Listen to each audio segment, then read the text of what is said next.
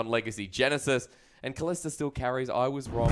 Kalista carries. Let's jump into this pick and ban phase, however, because Legacy Genesis have something to prove here. Coming in as the lower seed, Abyss Academy have been on fire, but towards the end of the split, there have been troubles. Of course, we are going to swap that around for you. It is Legacy Genesis on the red side and Abyss Academy on the blue. LeBlanc, and it is going to be Elise banned. And that's a fat target ban. That's a Rakan ban for Kuden. Does he play Rakan? I would expect it to be something that would be picked up because KO, who's typically been playing those Kalistas, how strong that initial composition together when they go like the yo-yo composition, as people like to say, because you can just go in, out, over and over and over again, and basically cause havoc in a team fight throughout as many times as possible. I know Rakan is very probably top tier supports at the moment. I'm very surprised that it's been banned against Kuden because I don't think Kuden plays it. But not that we're aware. I mean, I think unless 1 week escapes us that he's picked that one That's up. a lot of mid bans. That's 4 mid bans. It's more a tilting style. That has limited the champion pool quite a bit. But yes, Here the Maokai is open. Immediately. I honestly think, knowing Lucio and Soul Strikes, and he's been working with these guys, he would definitely have developed this draft. He definitely must have plans for this. So something specific going into the Maokai, and I think it goes back to what I'd like to see before, the idea that you can go for something like the Cho'Gath, who typically can maintain the lane pressure the entire way through, decide to get really big himself. And how do you feel about the Kog'Maw coming through here? If this is a Lulu, yeah, I mean... Or a Taric? Oh, no, just a Lulu. No, it has to be a Lulu. Lulu Cog is very strong at the moment. Okay, it's not Lulu Cog, it is Jarvan. Jarvan is great at the moment. It's good flex pick. But I am surprised they went first rotation Kog'Maw. But that's an Artiferns special. Like, Artiferns has picked up the Jarvan time and time again, and Kog'Maw going on to Drakon, that's standard as well. He'll pick up the Tristana as well if he likes. And so far, that's a legacy comfort draft. Yeah, it definitely looks like it. I think they must have planned for this Maokai first pick, and they've got what they wanted in response. They've got the Kog'Maw, which was banned in that first series. So the Cassiopeia has been picked, which is a bold early pick. The Corki is up. I would highly recommend that. Tends to neutralize that lane. I don't know. There has been 4 mid lane bans, but I also like the Talia pick. This is actually considered a counter pick for Cassio. Cassio, when Talia uses her Q, she faces forward for about 1.5 seconds, and Cassio pretty much can get a flash hold, a free petrifying gaze, and that should be a solo kill on top of that. But he has opted for this matchup, and just shows comfort. What I like about this, though, or actually what I'm a bit confused about, is the idea that they've decided to go for their ADs, but they've left the supports open. All of a sudden, you see both these teams starting to target possible support choices. Thresh definitely going to be down there. Trundle, a good flex that could be either or in that situation. And they don't really know what's going to be in the top lane as well for Abyss Academy, because they banned a Trundle that typically does go towards the top lane as well. So I think they're a bit sitting there going, okay, is that going to be a top lane Jarvan, or is that going to be in the jungle? But this is the thing, because Babip last week played the Jarvan as well, but Artiferns in the past has played so much J4. So the thing is, that's a great flex for Legacy Genesis, and you can see the bans coming through. They are pretty much top lane oriented. This says that this is Maokai top. They've kind of revealed that this is no longer a flex pick. They've picked 2 counter picks to the Maokai in the top lane. What else is open? Camille's still open. They have got Lulu Cog. I actually am very surprised that got through, that they banned the 2 top laners and let that one go through, because now Legacy Genesis have a very nice win condition. We've been talking about scaling compositions. This is another scaling composition, another time bomb. Janna Tristana, you're sent. This is a good lane for Cog Lulu. And Kuden's back to his old style of playing the wand supports, Mendrix. So not going to see the tank, not going to see the Taric, and no Kalista either. I like what Abyss Academy have done with their bottom lane, but Legacy Genesis have a big option here. They can pick that top lane, they can pick that jungle, but they have so much to work with. I'd like a Renekton pick here. I was going to say, just go for the tank. Okay. We did see in the previous series that this matchup did happen, and the Maokai did provide more crowd control, just more tankiness, really. But I think this is okay, because they do have Cog Lulu, and they just want a front line. They want something. Galio has a big taunt and a lot of disrupt, as well as the ultimate that provides great area of effect knock-up. That's more than enough time for Cog Lulu to output its damage and win a team fight. Not only that, we've already seen what the J4 and Galio combination can do. The fact that he's able to jump into a team fight, lock them in place, force those flashes, it means that Galio can actually land his hero's entrance.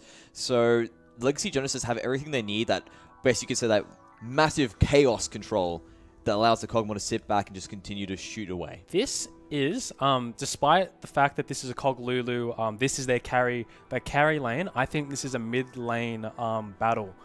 Because they picked Taliyah to facilitate their bot lane and release the pressure, the dive potential that Sejuani and the TP that the Maokai can come out. You can definitely tell that this is what Abyss are looking for. They want to bring all the members down and shut down this Kog'Maw. But they had picked Taliyah and they had picked Jarvan. Jarvan is great at early game pressure. He will be able to stop the Cassio from bullying this Taliyah out, and Taliyah will be able to have a much better lane. Well, Legacy Genesis will start us off in game number 1. Drafting Drakon and tilting, the strongest essence we were saying of Legacy Genesis in the past. We were talking up Hayri, Artifer's, Babbitt, but the bottom lane has always been neutral and consistent. And neutrality with these bottom lanes, Mendrix, has been something that we've been discussing, because it has always been something that has been calm for both Abyss Academy and Legacy Genesis.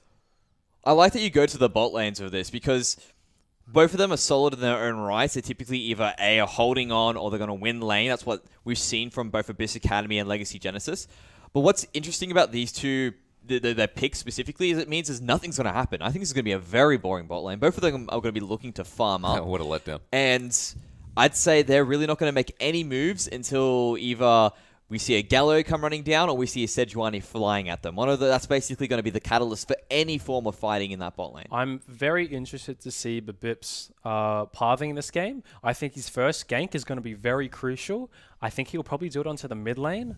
But I also think this top lane is a complete island. There's no point, like, even if they secure a kill, nothing really is going to come from it. It's just essentially a waste in time. And also, killing this bot lane would be great, but I think it's very hard as there is a Janna. But I mean, you got to cleanse in the mid lane. That cleanse really, is it not going to be useful to level 6? I mean, can you cleanse the Dragon Flag? No. You can cleanse Petrifying Gaze. But that's level 6. Most of it's level 6, So what happens if you get to Hayri before level 6? Is that cleanse utterly useless? Typically, I don't think you'll be able to get to him anyway, because what Taliyah likes to do is just shove that lane out. I mean, we've seen a lot of Taliyahs even just shove it out, just go for a level 2 roam, using her passive effectively.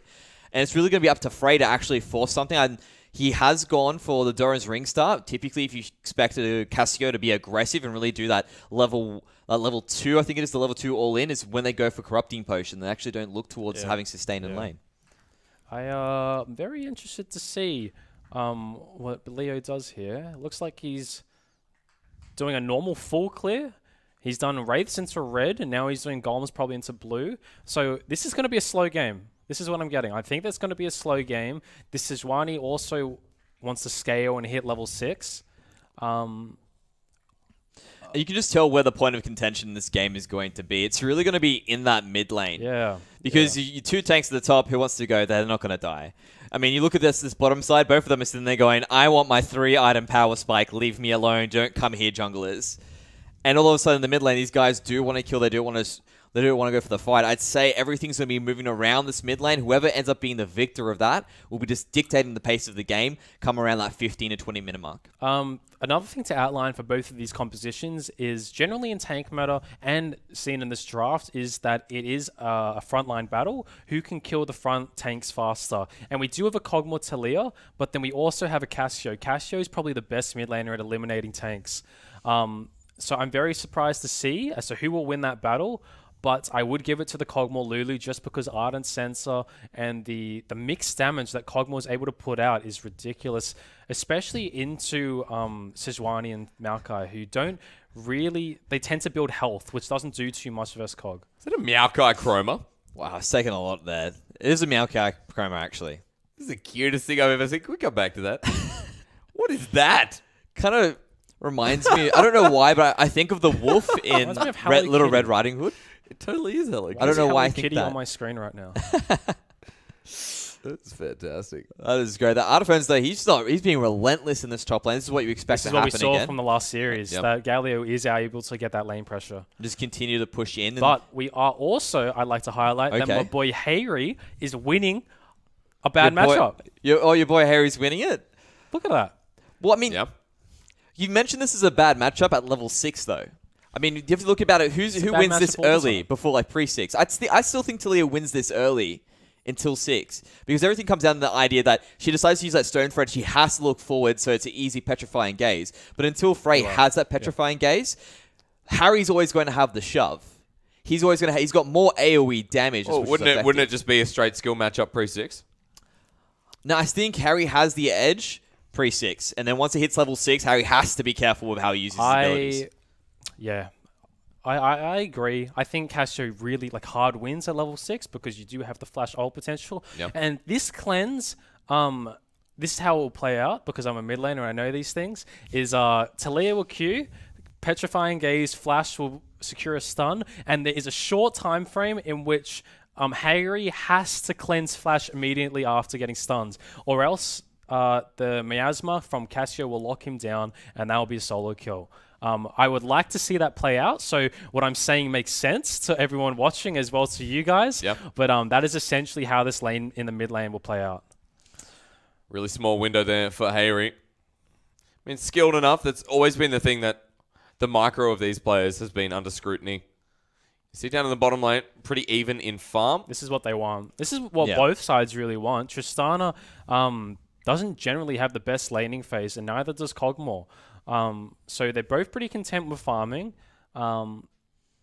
It's just going to come down to that first big macro play that we see. And I assume that would be coming out of Hayri as he hits level 6 here. Yeah, Harry has gone for the back as well. Typically, you like to go for an early back with him, so that way you come in, get a lane to force out so that you hit level 6 on that push, and that actually lets you go for an early roam while the other mid lane is still trying to look for their own level 6 and catch up.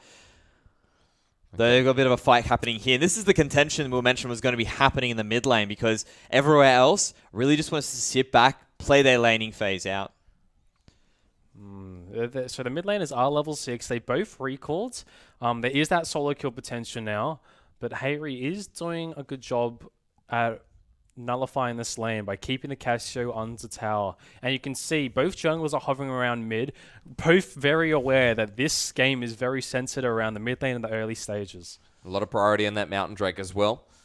Tried to get Athletico Esports going in the last series. Unfortunately, it did not, but still a high-priority dragon. I think the Mountain Drake is kind of a trap. I think both of these teams, the first team that gets a slight edge in tempo may run away with it because both of these teams have very similar compositions. The Drake, to me, seems like a waste of time and doesn't really provide you any real... it doesn't help you in team fights. Mountain Dragon doesn't really do much until the later stages of the game. On the flip side of that, though, if you do manage to get in there, manage to take it out without taking too much damage, without losing too many objectives off the back of it, all of a sudden, both these teams can use it to great effect, especially going for maybe a cheeky Baron sneak if they want to have it. You've got a Kog'Maw, someone that can absolutely shred through a Baron, especially with a Mountain Drake. And then you also have a Cassiopeia, probably arguably one of the best mages at taking those Barons early when you do have that Mountain Drake available. So it is a bit of a trap, but it might be a risk that's worth taking. This is interesting. So we're going to see a bit base here. Probably have... No, he's not going to have his Cinder Hulk, but he has hit level 6, and this is going to be the first play probably of this game that we're going to see. Has been a slower start than the other series of today, and Legacy Genesis... Gold dead even. Yeah, apart from that 100, 200 that's building up. Biz Academy still approaching the mid lane, but like Mendrick said at the start of the game, Talia's going to be fine. Not too much threat, and the cleanse still up and available. Weaver's Wall now available, but not really enough mana for Hayri to move. Oh, there's the fight. Cleanse, there it is. That is actually not that bad. Castro now has that kill potential. A lot easier now. Hayri is smart enough to realize that, but that is that Sejuani ult down. So look, but he immediately gets out of the lane. Yeah, you're saying, you know what? Let's swap this around.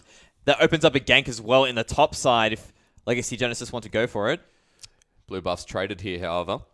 And Frey, I assume he's going to be walking over as well. No, actually walking back. Swaith might just take this for himself. whereas Hayri picked up Swaith's blue buff. This bot lane is just a farm lane. This top lane seems to be a farm ironically, yes, but I was also going to say that this looks like the only lane you can really gank. They both aren't super tanky. Maokai has gone for double Dorans as well as Galio has gone for the Doran's ring and the Catalyst. So they are relatively squishy, and we may see this play happening right now. Yeah, he's pushing This in. is first blood. There's Weaver's Wall, and yeah, Hayri's coming through. Ultimate from Paprise. He's not dead yet, but he has nowhere to go. Flash. And he has no mana. Is it even worth Cavalry's using Flash coming. here? Well, Fraser, Petrifying Gaze. Force the Flash out of Hayri. Cataclysm. This has turned into a bit of a fight. Swaith has jumped in as well. Jumps up, and early Galio damage. Legacy Genesis pick up one. Might be picking up the second here. Great play as a double kill goes to Babip. That was what... Oh, Last Choo Choo's is throwing his hands happy. up in the air. He's like, hell I am yeah. not biased. Not biased. I'm not biased, but I do want to commend them. I think it was a very good play, a very big misplay at the beginning from Hayri. He missed nearly every skill shot, but they were able to, you could see, as we talked, that synergy from the Jarvan and Galio that you mentioned. Yeah, it really did come up, well, I guess you could say aces at that point in time, because it was what ended up saving Hayri towards the very end. They managed to get the kill onto Frey afterwards, and we're actually getting a replay as well. So Legacy Genesis have made the move here first. This goes back to what Choo Choo's was saying, where the top laners are relatively squishy, so that's some real kill pressure coming through. They start the chase down. Now the cavalry is coming in for Abyss, but they're just not there to the mark. This, as you can see, is flash across. That was perfect by Hayri to actually get it out of there. That actually meant that she could continue to put out that damage for the rest of the team fight, still be alive and be a bit of a nuisance towards the end here. And now Legacy Genesis have that tempo. Is it something they can run away with the game? That Pinkwood in the top lane of the mid, that top bush in the mid lane, I think won them that fight. Cassio was under the impression that they didn't. As we see a solo kill. But Cassio was unaware that that was warded, and she went for a flash ult onto the Taliyah, but Taliyah did have the vision and was able to make the counterplay. What am I talking about again? Hayri will go down there, but I think that was Swaith rotating into the mid lane. I think that's just a good move. They realized that Hayri had no summoners. The cleanse was still down. The flash was gone as well. If we make a quick move onto Hayri, we should be able to get a kill from it. Abyss Academy managed to pick up that investment immediately. And really without losing too much as well, both of them still have their summoners on cooldown, so they were able just to get in, get an easy, quick kill off the fact that they have that effective synergy. Look at that. Dracon's starting to do some damage. They both haven't bought. They're both sitting on 100 CS and haven't recalled once. Why is this lane not gone back? So we mentioned this being a farm fest. Gentleman's agreement. Yeah, maybe. I love it. This is like a solo queue game. You're like, oh, I'm not going to go back. Even though everyone would think this is more in favor of the Cogmore, the Janna will scale very well. The Janna, they both actually very content with just getting their Ardent Sense of one item power spike. Yeah. It's just so similar. And to be fair, like this, I don't think you can actually, if one of these duos does aggress onto the other, I don't think they will get much out of it, just because there's so much shielding from the support, and there's so much counter damage that can come out from Tristana and Cogmore. But you can see that Tilting's actually, I believe he's actually ahead by 250 gold. Let's bring gold back up. There we go. No, actually ahead. 300 is that gold RNG down. coin or is that just zoning? That's RNG coin right there. Oh. Well, RNG's not this. Petrifying Gaze comes through. Abyss Frey is going down. Hayri survives even with the burn. Sejuani does have the ultimate up. Body block. Yeah, Harry's playing with fire at this point in time. I reckon you take the kill and get out. So is Paprise doing the same thing to Artiferns, who's going to get Wild Growth. There's the ultimate there. Again, locked on down. Artiferns going to get the full length of taunt. Flashes over the wall. KO's there. And he Justice punches away. And he's out. That's well done as well. I'd really like to see Maokai flash over that red wall, predicting what was going to happen. With the ultimate as well, you save that kind of play for the OPL. Not everyone can be Curse. I want to actually bring something back here, because the bot lane for Abyss Academy decided to move up towards that side. Now they've backed, and I feel like they've lost a bit of tempo because of it. Now Cogmore's going to be up in that CS. They're going to be up in that experience as well. If Legacy Genesis use this opportunity and say, hey, there will be a point in time where we are a level up. Come on down here, Babip. let's get this kill and actually really turn the tipping point in this game in our favor, Abyss Academy could be in trouble. Yeah, Cassio doesn't have flash. Neither does Talia, but you can see both of these junglers have just been sitting in this mid lane. This is definitely where the game will be for the early stages. This bot lane, as we've mentioned, is a farm lane. No one really wants to go down there, as is the top lane. So they sat there for 12 minutes and didn't back. He got a Blade of the Ruined King flat, and KO decided not to go straight for the Infinity Edge, but go for the Zeal. So, interesting turn of events down to the bottom lane, but they finally backed, thankfully, had 120 CS. And there's Ardent Center flat for both supports as well. I would argue that Kog'Maw Lulu is a lot stronger right now. I was saying previously before that they were both pretty content with farming and hitting their first item power spikes, but just because Kog'Maw has an outright actual item in the book, in the Blade of the Ruined King, Tristana has a bit of a variety bucket, but you can definitely see that. Yeah, it's the synergy of the two champions as well. I mean, yes, it's nice to get that shield, get that little bit of extra AD from Janna, but the big thing is that you get a speed up and then you get an extra that extra effect when Pix is on you that does so much more damage for Drakon. And as you mentioned before, having that full item, it is that synergy factor, the fact that it's more efficient when it's completed versus when it's still in its components. So he really does have a strong power spike, and I would really love Babip to actually come down and take control of it, or actually take advantage of it. Yeah, so this Mountain Dragon is still up. I think that we will look to that. I was talking about how they don't really want to go for the Dragon. They want the tempo advantage, but I'm starting to think that everyone is quite content with farming this game out until we have a first team fight. So I would be looking at the Dragon because, to me, it's hard to make a proactive play, especially when I think every single person on Summoner's Rift has their Summoners up, except for the top lane Galio, which is not dying. So I remember in one of the games we were talking about beforehand, you asked me which team do you reckon, if all things equal, they will start fighting, who would win. But I want to add a little bit of a twist to it. If we go towards that late game, still get to that 40 minutes, which seems to be the place these teams are taking it, who do you reckon is going to win in that late game? Genesis, no bias? No bias, just... No bias? It is so easy, so much in Genesis' favor. It's actually ridiculous. This Kog'Maw cannot get to that stage.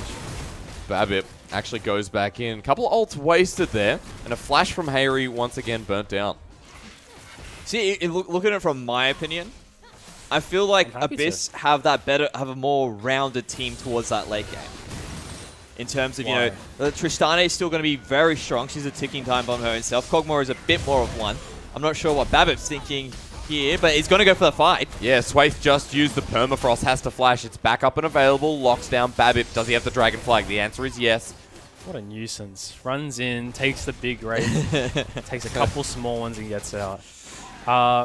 But just to go back to the flash. Just to go back to your point, because I'm not done with this. All right. So we're going to. So So Kog'Maw is stronger than Tristana late. I will give you that. Yes. But I would say that Cassiopeia will be stronger in the late game. Tell me, who kills Kog'Maw? Sorry? Who kills Kog'Maw? Genji. Who kills Kog'Maw? The only way you can kill that Kog'Maw is by killing the front line. Okay. There's no way they can outkill the front line in a Kog'Maw.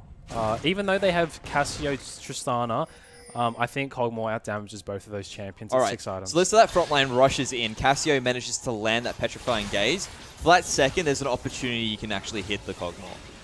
But he's got so much protection. That should never happen. He's got the hero's entrance. The only way I reckon KO the only way Abyss Academy will win this game at 6, as you said, 6 items. Yep. 6 items. Late game, like just 50-50 equal grounds, is if Drakon doesn't have flash. If Drakon doesn't have flash, it's always known that whenever you verse an immobile AD carry like Jhin, Caitlyn, Kog'Maw, he needs to not have flash. If they're able to time the flash very well, which I hope they can, they need to utilize that and force a team fight in that period of time, because that will allow Frey to flash forward and jump onto that backline. But besides that, Drakon needs to hold onto his flash and wait for that team fight, that crucial team fight that will justify which team wins the game. But Legacy Genesis here, they're playing it so slow. Like, there is no rush whatsoever on this composition, and They are 2K in the lead. They're looking comfortable. Abyss Academy, do they have to start putting the wheels in motion? Do you take it to that late point where you say, okay, we're weighing up, can we really win these fights? Do you have to execute now, or are you just happy to continue this Talia phase? and Jarvan have just based. We can see Casio and Talia are they both hit their 2 power spikes, and Kog'Maw Lulu are basing. This is when you would have to think this is when one of the team makes a proactive play. Okay. We actually might see it right now. They're probably going to go down. No, Tilting, why are you backing there? He has to use Wild Growth on himself. Flashes back, heals himself. Remember the support changes? He's just wasting running time. through. Yeah, that's going to be all This might be a Weaver's good wall. How good is it? Hayri comes flying down. Tilting kites away. He's still going to die. One more auto attack is all that's needed. He goes down, but it's already traded. Legacy Genesis Artiferns has joined in as well. No Seismic shove back. Sway has caught between 3 people. And Legacy Genesis are playing exceptionally in this best of 3 with a 2-for-1 trade. Tilting played that so well. The fact that he was able to waste enough time for Legacy Genesis to come back with the cavalry, use that TP advantage like you were talking about before Choo Choo's. Now they're just going to a massive lead because of this. There's no way that Maokai is going to be able to take down that turret. Nope. Now the tempo is well and truly in Legacy's favor. They can even go towards this dragon as well and really have all the objectives on the map. 3,000 gold in the lead. This top tower it should go down, but they are trading it for a dragon. Our defense is coming up. I think that tower might stay up. No. No way. Oh, wait, no. There's Cass. There's a Cass. I mean, he can try and slow this wave down, but yeah, Frey's going to help. As you mentioned before, this Mountain Dragon on Kog'Maw does put a threat on this Baron. Kog'Maw shreds Baron with this Mountain true damage. You would have to think that this is now the... with bot tower being taken, they're going to move a lot of their wards to the top side of the map. This is going to be their focus. And with Talia wall, you may just wall and do that Baron under 6 seconds, because I think 6 seconds is how long Talia wall lasts. Mm-hmm. This is definitely looking really good for Legacy Genesis, and I'm curious as to if they see that win condition, but we do see Kog'Maw being put into the mid lane. This Academy, they were expected to finish first to split. You know, you talk to other top laners, you talk to people of the main roster like Pabu himself, and Abyss Academy should be performing much better. Here's a great example. Wild Growth by Tilting, not enough. Legacy Genesis lose their support. And maybe Abyss Academy still have some fire left in them. This is really nice from Swathe. Swathe has hit some very nice ults this game. Yep. Killing, I think he's responsible for Harry's only death, actually. But he has forced the cleanse out numerous times and some flashes. He's got 100% kill participation right now. And this may have just given them mid-tier 1 tower, but we do see a nice counterplay coming from Talia. Weaver's wall to come through. Hayri does have this seismic shove, waiting for it to be used on potentially Kuden. There's the TP. Nice and early. Does it get cancelled here? No, continues on through. Paprise follows in. Ultimate is available. It's a 4v5. I love that. They force the TP. They will lose bot tower for it, but they keep the mid tower up, which is the most important tower in the game. Well played by Legacy Genesis. But I really like the players from Abyss Academy as well, because now they've managed to find that one weakness. They got Tilting down. They were able to actually capitalize with a lot of objective, or capitalize with the objective on the bot side, force out a TP as well, because all of a sudden, once again, Paprise is going to be at the teleport disadvantage when it comes up for Artiferns. So it's actually looking pretty good at this point in time. Tilting, stop becoming the Hachani of OCE, I swear to God. He'll go down again for the 3rd time. Yeah, Tilting just not respecting this lockdown, this CC lockdown that Abyss Academy have drafted, and it is punishing them. This game was very slow, but as we saw in the last series, these games are really being turned from the other team, not really just making mistakes. Not really. There's not much proactive play coming out. But it is showing how close the OCS is. This top 4, the skill gap is not that far apart.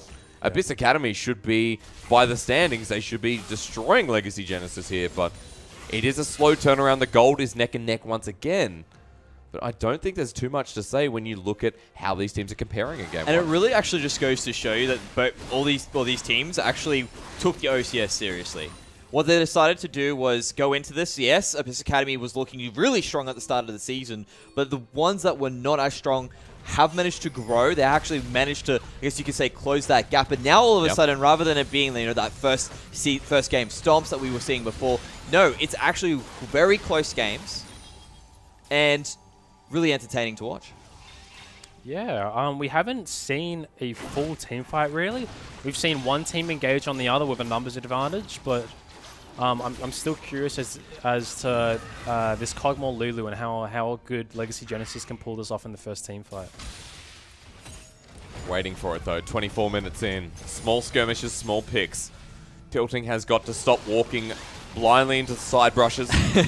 I mean, literally, that was Hachani. Have you seen the ULCS? Like, that was Hachani. It was his own side brush, though. He had a towel. Like, that point in time was fine for him to actually be doing that because they overextended for it. Okay. But if you look about the other times he's died, he's just been in lane. Abyss have pulled the trigger very well, and he was just too far forward. He's got this massive front line to sit behind. You've got... you've got the Galio, you've got the J4. Yeah, you don't need to be in front when it's just a matter like a siege situation. And Abyss Academy have been allowed to pull the trigger every single time. I'm worried about Drakon, guys. Like, I am seriously worried. He's 0-0-0, but he's going fine right now. And his attack speed is disgusting. Let's watch it here again. Swathe uses the ultimate, locks down Drakon. He's cleansed instantly. Seismic Shove doesn't find anyone, and a quick disengage from Abyss Academy. That's nice out of Genesis. They knew that they had mid lane priority, that they were rotating top. They punished Swathe for trying to defend some vision. Uprise is here. Yeah, this Maokai has rotated up. There you go, the flash forward. Swathe doesn't have ultimate. Legacy Genesis get flashed on once again. Heroic entrance going to come through. Knock up 3 people. It's Artifice. Taunt 3 people. Guess who's free hitting in the back? Now it's Kog'Maw. Drakon, untouched, unloved, no worries whatsoever. Legacy Genesis will survive, but heck, there was a lot used there for a simple turret top. I'll tell you what, I actually think Drakon should not have flashed out. I think he should have realized that the Galio and the Lulu were peeling him so well that he could just sit there and sentry turret that team fight. Because Cassio and Taliyah are in the top lane. There was no threat coming out of the mid laners, but they do get a mid tower off it. And also what I like to look at it is just mistakes on both sides, because Swathe actually went for a charge flash and it just fell short. He actually didn't manage to land it, and that might actually played a big role in terms of actually having a team fight working for Abyss Academy on the other side. So both these teams could have, I guess you could say, capitalized in that situation, and both of them missing out on it. You can see Drakon is going for the Gwynsu's third item. He is probably, I believe it's 1,625 gold. It's very expensive. Till he can finish that item. But once he does get that item, no matter what items Maokai and Sejuani build, they will fall very quickly. Yeah, especially because he does have that Blade of the Ruin King as well. Getting that extra Phantom hit once it's finished will do so much damage. Will do so much more damage. And the big thing about it is, like you said, it is a bit of a power trough when you do decide to go for that item, because typically you want to try and buy through the Blasting Wand. You don't want to have to spend gold on the Blasting Wand. But I think it comes back to the early game, and Drakon, the fact that he's almost at 3 items at 26 minutes, yes, quite it's normality there, but the Kog'Maw has not died. He's not been harassed. He's not been under threat this game. He's keeping up with the clock as well. Should Swathe have been down there more? Should there have been more early game pressure from Abyss Academy? No, I believe they did the right thing. Just do not draw much attention to the bot lane. Let the Kog'Maw do its thing. Okay. It was farming very well. I believe that situation, the bot lane went as best as they could have hoped for. I mean, they probably could have solo killed, but that's a bit of a stretch when you're versing Tristana, Janna. And I think it comes down to both these teams playing it right as well, because really, I mean, what are they going to do there when they're going up against the Kog'Maw and a Lulu? They're just going to be sitting back every single time as well. You don't have the ability to engage on either side of those teams. True. It made sense for them to keep that tempo in the mid lane. Both of them understood where their win condition was. And it is comes down to the fact that it is because they have very similar teams. I mean, if you look in terms of the similarities now, very close in gold, very close in terms of the builds in terms of what they can do in the late game. They've both got Mountain Drake, so now both teams have a threat on the Baron.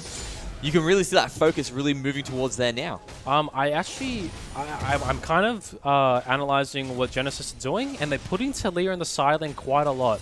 And I haven't seen them utilize this side wave pressure, because Cassio has responded, but they haven't forced a team fight where Taliyah is rotating. We did see that little skirmish mid where Kog'Maw did flash out, but Harry was not rotating. He did not rotate and make that a 4v5. But it seems that's what they're trying to go for. It might be coming down to the fact that when they did actually have those opportunities, they had a disadvantage and tilting had been picked off. We saw last time Harry did a really nice play. He managed to bring in a Weaver's Wall that looked like it would have been a winning team fight, forced the teleport out of Paparize to come down to their aid so they couldn't go into that 4v5. Imagine if Tiltine hadn't fallen down there. They could have really gone hard in that situation, and Harry would have had more opportunities to really make that Weaver's Wall work. So we do see a 1.4k gold lead for Genesis, and this has just been farming for the past 6-7 minutes now. This is good for Kog'Maw. Kog'Maw is coming up to that Gwynsu's. He's on 1.4k gold. I guess this is what they're doing. They want to wait. 0-0-0, baby. They want to wait for this Kog'Maw to power spike, and so far it seems that this is going according to their game plan. Yeah, and you got a Tristana on the other side who's got 2-0-1. And then you got a Kog'Maw who's 0-0-0, like we said, up in CS, but is up in gold over KO. The bottom lane, yeah, is being a highlight. And the bigger problem for Abyss Academy is those summoners for Drakon are coming back up as well. Yeah, and so now he's going to be free. Now he's going to be free. Yeah, he's got his Ginsos. He's going to be free to do what he wants to do. We did mention that they did have to punish Kog'Maw for not having flash, and they may be doing so with starting blind. this Baron. Genesis have no vision of this, and this is actually a free Baron. This is going to go down, and Legacy Genesis too slow to rotate. Abyss Academy take it, and like you said, that call is going to put them into a good gold cap. And Abyss Academy now have managed to pick up 2 free objectives very quick succession. I mean, Legacy Genesis just let them have that Mountain Drake. And because they just let them have that Mountain Drake, they just let them have the Baron. They were the ones that had full control of it before. They're the ones who could have taken it so quickly. I think there would have been an actual response from Legacy Genesis if they were actually there to contest the Dragon beforehand. And all of a sudden, this Baron would have never happened. I don't know why, but they've opted for 2 blue trinkets, and to me, you generally want to have the yellow trinket on the top lane, just so you are able to have more vision. But as we could see before, they had no vision on the map really anywhere, but they were punished for it, and you can see that they're just being denied, and Abyss Academy look like they're in the driver's seat. And do you think it comes down to we're going to see this first team fight. We're about to see this first team fight right here. Do you think it comes down to the fact that maybe they felt they were ahead, and this is the team fight you're talking about? I don't think it's really come to full fruition yet. No one's really going to actually use their big and engaged cooldowns to make it happen. I mean, Legacy Genesis, they're not walking too far forward. They're playing this very safe right now. They do not want to fight Abyss Academy. Yeah, they don't. You don't want to really fight a team when they're Baron. You kind of just want to push the waves out and try and stall. You want to make every second. We saw that last game. Don't fight Baron up team. Don't fight. They get additional 40 AD and 40 AP, and the minions are stronger. So you just want to try and push the waves out and stall for as long as possible. You can see Harry is at the top, getting that slow pushing away from them. He's recalling. It would honestly be worth just walling off the champion so you can wave clear and maybe even get some free damage from the Kog'Maw.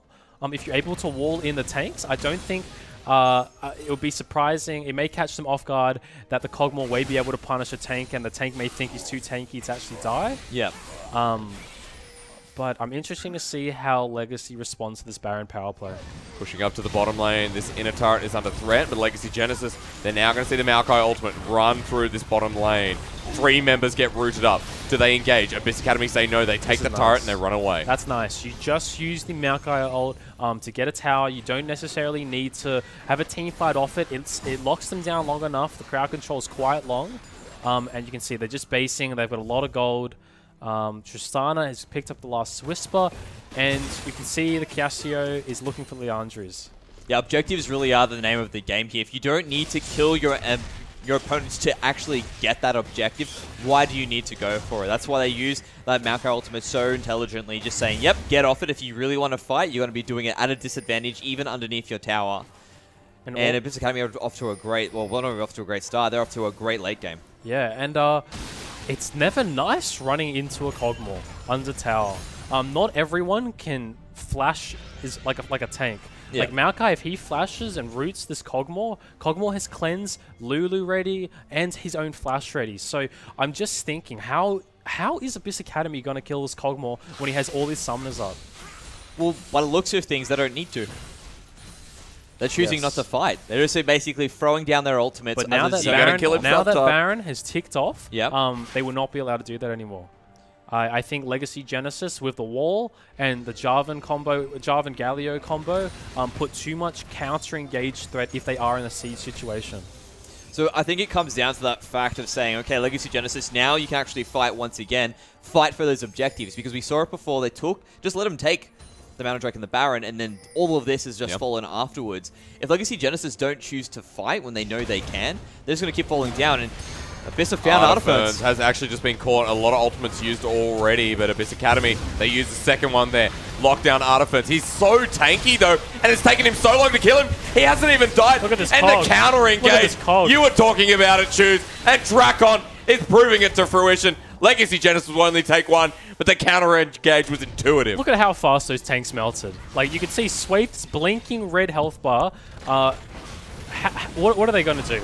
This Kog'Maw still has both summoners up. They are going to get a free Ocean Drake, but that Ocean Drake isn't going to do anything in these team fights. I really think they were hoping for a fire or a mountain or even in the air. Ocean Drake is probably the worst thing they can get at this point.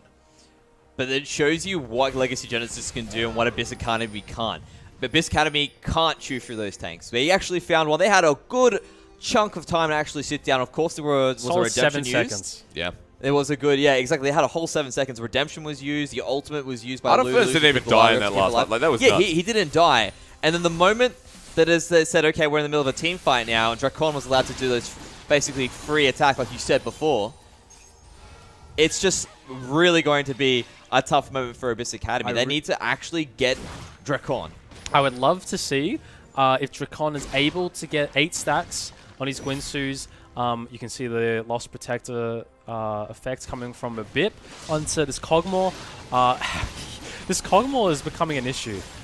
They need to find a way to burn this flash, and Baron is coming up in a minute and 19 seconds now, and you can see this is where both teams are putting a lot of their pressure. So Legacy Genesis have control of this area here. We're having all those extra wards up. That means Abyss Academy are walking into a blind, and you said it before, you do not want to walk into a Kog'Maw at any point in time, especially when you don't have any Fog of Aura as well. So I think with Legacy Genesis, just really need to force it down and pick up this Baron with that extra vision they actually have in place. Another thing to notice is Kog'Maw has double cleanse now. He has picked up the QSS. That's this just Sejuani ult is going to do nothing. This Maokai Flash Engage is not going to do anything. You also have a Janna. Janna offers no engage. Here we go. That's the first cleanse. That's the first cleanse down, and here comes a Cataclysm. Babip goes in. The heroic entrance hits up 3 members. Abyss Academy can't do a thing. Legacy Genesis cannot be touched, and it's Drakon. He's free hitting once again. Petrifying Gaze is good. Harry has the flashback. A double kill already for Drakon. Help the Kog'Maw. No KO has been flashed on. A triple kill for Drakon, and Legacy Genesis are unstoppable right now. The only way Abyss can win this game, if this game does not end right here, is if Frey flashes forward. Frey has to flash forward and do something with this Kog'Maw, because they gave too much room to this Kog'Maw.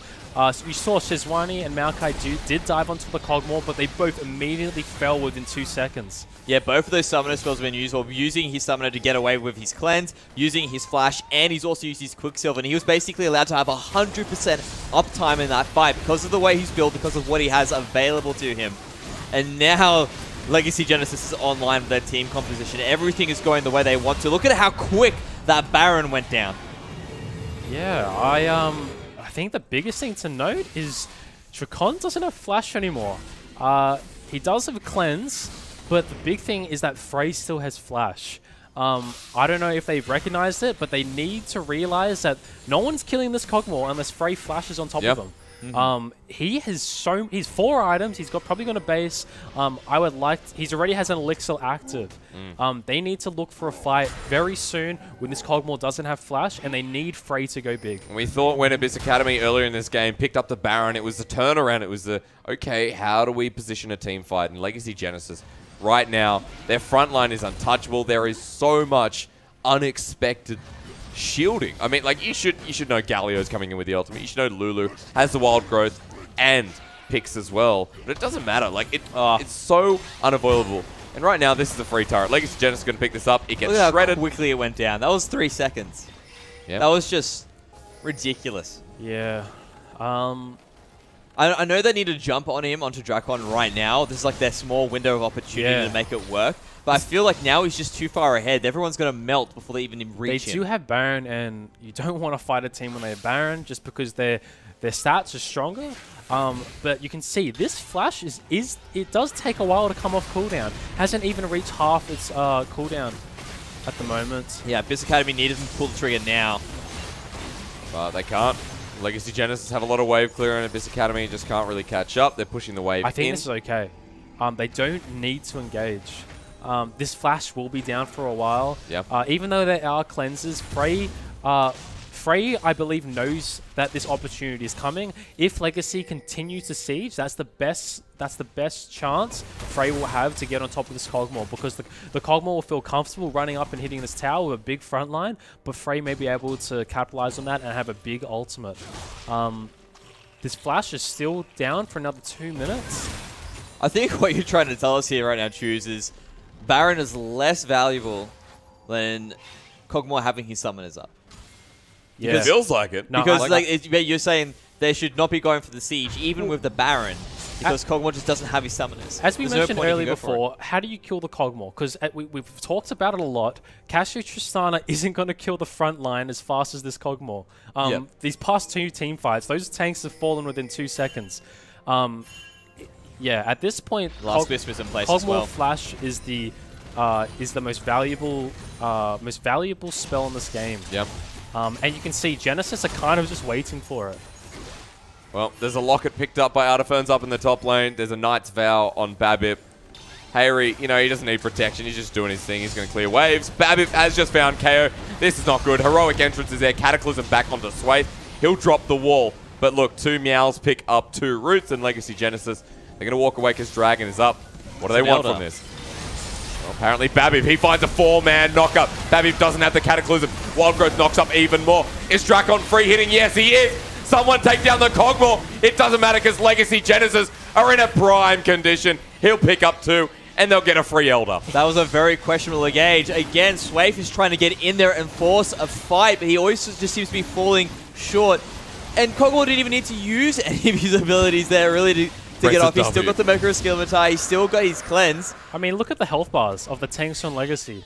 They didn't actually move. The Locket was so nice coming out of Artiferns, and you can end the Redemption, top them up. I don't like calling games over, especially when I'm in these games on the losing side. Well, let's be honest. This is very dull. Let's be honest. If they cannot deal with Drakon, especially since Kog'Maw's Flash is coming off cooldown, I believe they'll be able to end the game with this Dragon. There is going to be the Elder Drag actually buffing up the mountain as well. Yep. So these guys are looking very strong at this point. And now that they've well truly broken the base, they can just continue to move around as a 5-man Death Ball unit. The summoners are up for Drakon, so he's more than happy to continue moving on to other different objectives while they're up.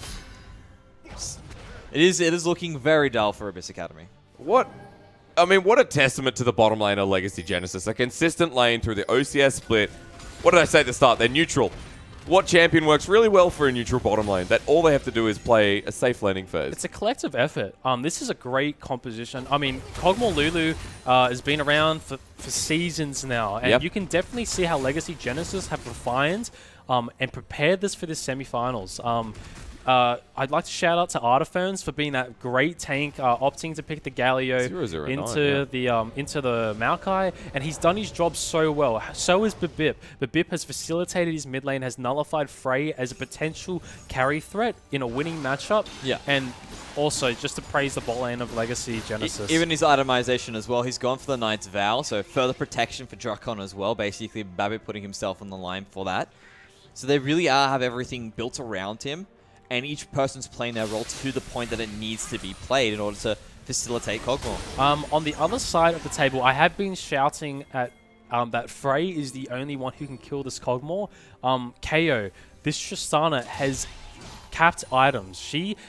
He's able to jump on this Kog'Maw and potentially 3-shot this Kog'Maw with 3 big crits.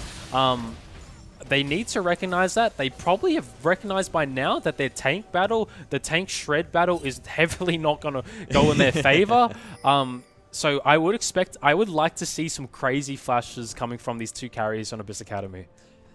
high risk, high reward from both of them, though. Because you know that he's going to be having a Lulu in the back pocket of that Kog'Maw every single time. If KO does decide to go for that jump, you can expect to be turned into a bunny. I mean, Drakon is never without tilting. Like, tilting is always next to Drakon. It's hard, but like... It's possible. I don't... Yeah. I think that's what you're trying to get at. Well, I'm just trying to say that's probably the only way you can win this game.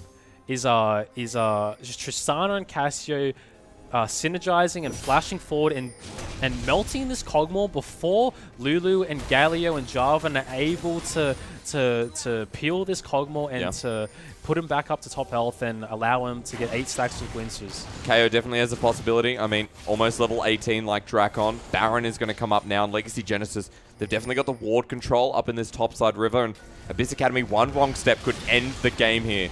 The Weaver's Wall to zone that will stop Frey, and Baron has begun. Needs to flash over. Swade goes in, ultimate there. It goes onto Drakon. They've rooted him up, but he's still at full health. Redemption will come in. Abyss Academy are still getting shredded. Drakon's at full health. You cannot stop this Kog'Maw. Legacy Genesis, Babip is low. Hayri is low. It's a better fight. A flash forward. KO picks up tilting, and it's a 1-for-1 trade. Yeah, as we could see, it's a 1-for-1, which is ideal. If this Baron does go towards him, this will be very ideal, but this Kog'Maw still has flash up.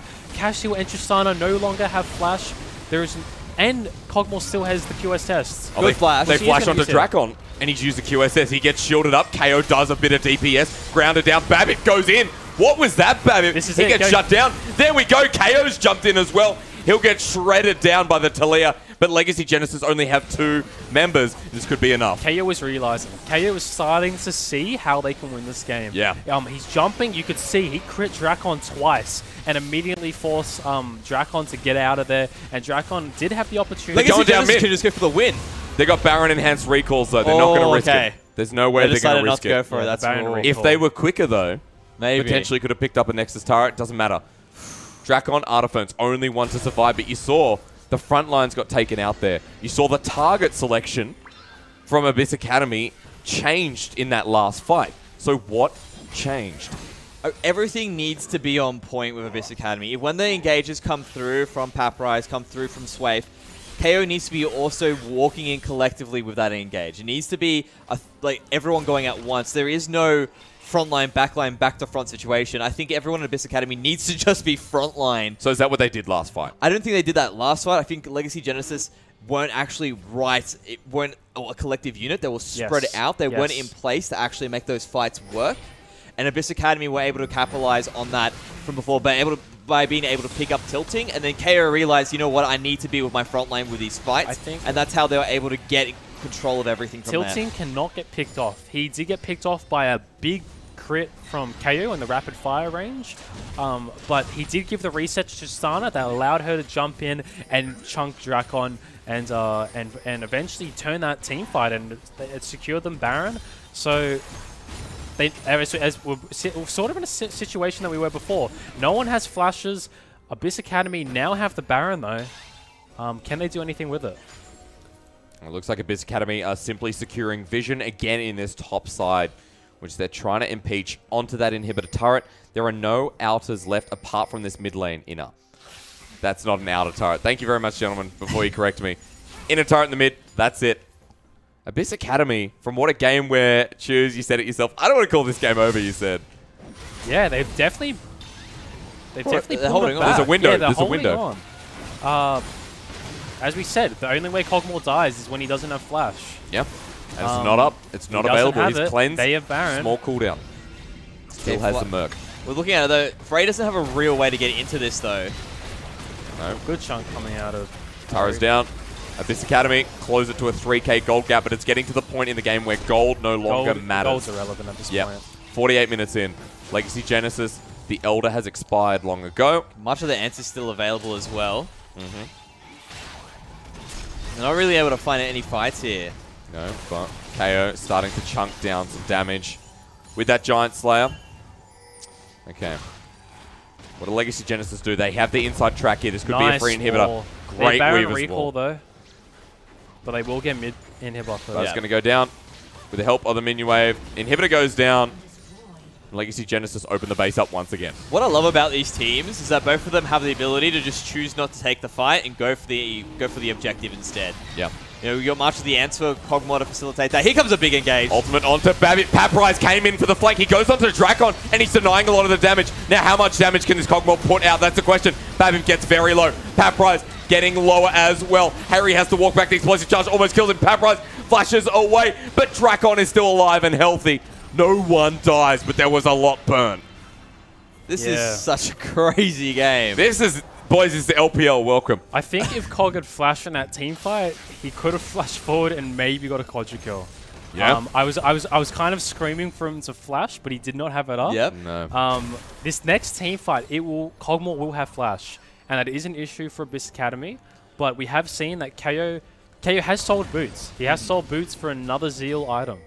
What I dislike about that team fight there is they went back to what they had before. They were doing a front to back with Abyss Academy. You could clearly see Legacy Genesis are more than happy to take those fights in those situations. And I think the only reason why they didn't, like you said, they didn't die and lose is because Drakon didn't have that flash, wasn't able to facilitate what he needed to do. But imagine if KO was actually jumping in with everyone there. Because you've got a Janna. I reckon if Janna comes in as well, just knocks everyone away and lets KO have free reign, whoever he wants to shoot, with so much disruption on Abyss Academy's side.